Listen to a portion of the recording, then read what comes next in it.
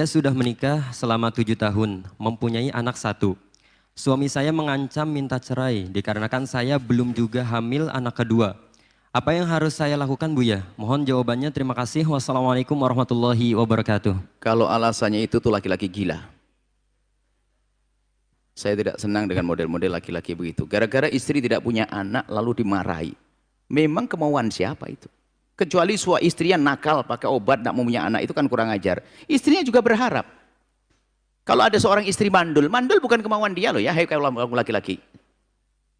Kan begitu. Kalau jangan sampai jadi bahan percekcokan begini ini.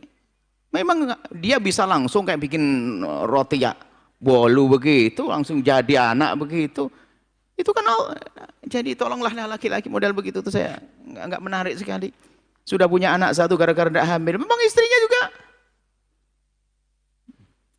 Jadi memang namanya kadang-kadang sama-sama subur tidak diberi oleh Allah anak kok. Baru setelah 4 tahun, 5 tahun dan sebagainya.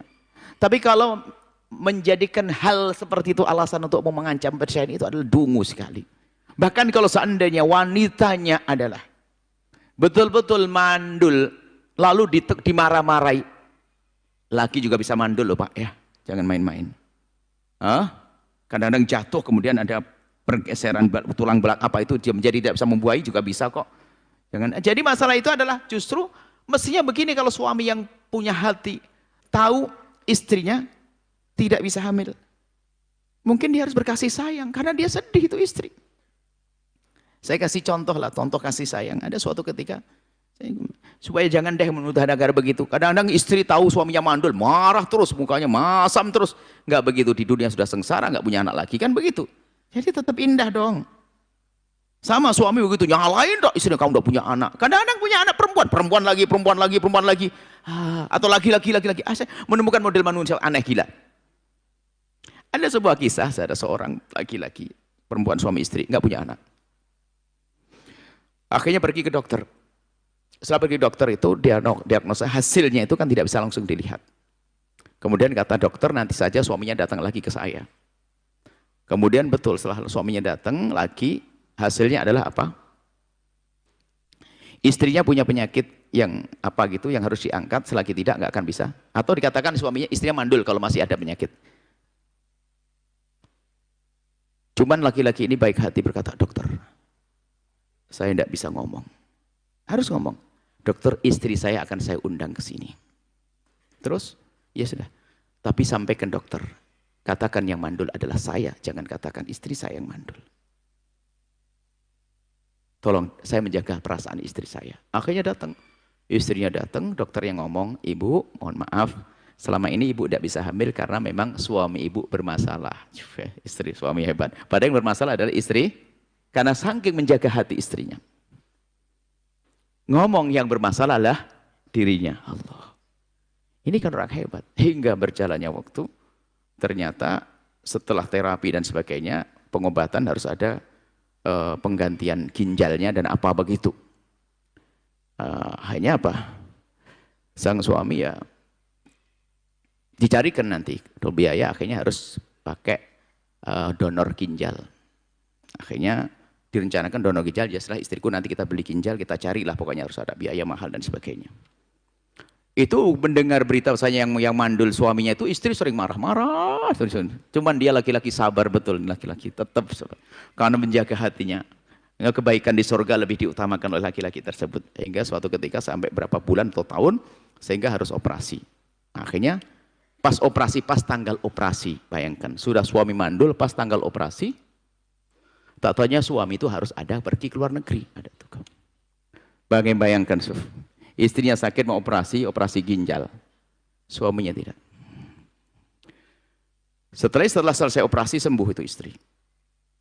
Sembuh istri dan sebagainya. Setelah berapa bulan atau tahun kemudian, istri hamil. Kaget. Kok bisa hamil? Balik lagi ke dokter. Kok bisa begini, gimana? Padahal setiap hari sudah marah-marah pada suami. Wah, marah tok, sudah kau sakit, kau tidak peduli, malah pergi ke luar negeri dan marah terus. Suami tetap sabar saja. Setelah hamil, akhirnya balik lagi ketemu dokter. Masya Allah, alhamdulillah sudah hamil. Loh, kok bisa, kan suami saya mandul? Akhirnya dibuka ceritanya. yang sudah minta cerai padahal sebelumnya ini. Sudah berkali-kali minta cerai, ada suaminya nggak mau cerai. Tidak. Kau istriku, tidak akan aku cerai. Kau istriku, tidak akan cerai. Aku tolong jangan cerai, jangan minta cerai ke saya. Jangan minta cerai. Padahal memang jangan minta cerai. Maafin saya mandulkan bukan kawan saya mengambil uang saya, tolong maafin saya istriku. Terus minta maaf.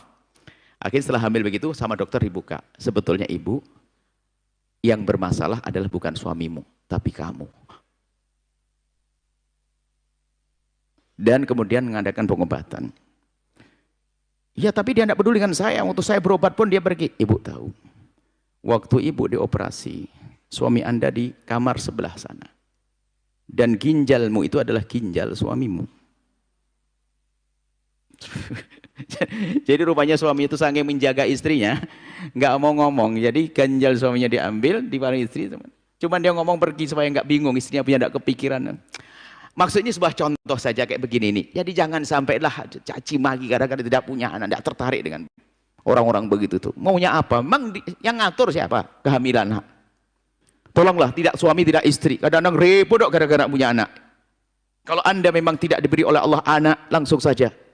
Yang penting aku harus di surga. Aku harus baik-baik dengan suamiku. Aku ambil anaknya orang, aku biayai, aku membantu pondok, bau ini. Sudahlah. Pun pada akhirnya juga mati semuanya. Anak kita mati, orang tua kita mati, kita juga mati.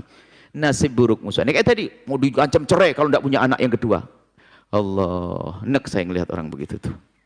Kok bisa? Ada. Na'udzubillah, na'udzubillah. Jangan begitu wahai hamba Allah. Kalau sudah ada orang punya kekurangan seperti itu, hendaknya kita lebih penuh kasih. Kasihan dong. Jangan malah ditekan gitu. Nah, ya. Dan bagi yang punya permasalahan kandungan itu, kepada semuanya nasihat. Jika ternyata tidak kunjung hamil, alangkah baiknya, kalau memang keadaannya sehat semuanya, tidak usah pergi ke dokter. Khawatir nanti setelah itu tahu siapa yang mandul akan jadi tidak indah. Biar menduga saja memang belum dikasih oleh Allah. Tapi kalau harus pergi ke dokter, Anda harus siap.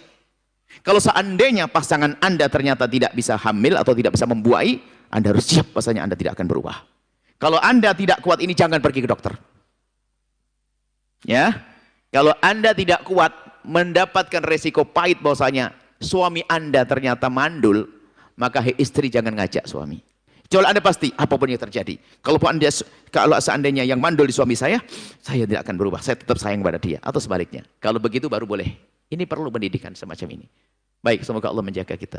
Yang sudah punya anak, semoga dimudahkan mendidik anak. Yang belum punya anak, diberi oleh Allah anak. Ya. Yang belum nikah, diberi pasangan yang solehah, penuh berkah. InsyaAllah. Wallahu a'lam bishawab. Setelah Anda menyaksikan video ini, jangan lupa berselawat kepada baginda Nabi Muhammad sallallahu alaihi wa alihi wa sahbihi wasallam.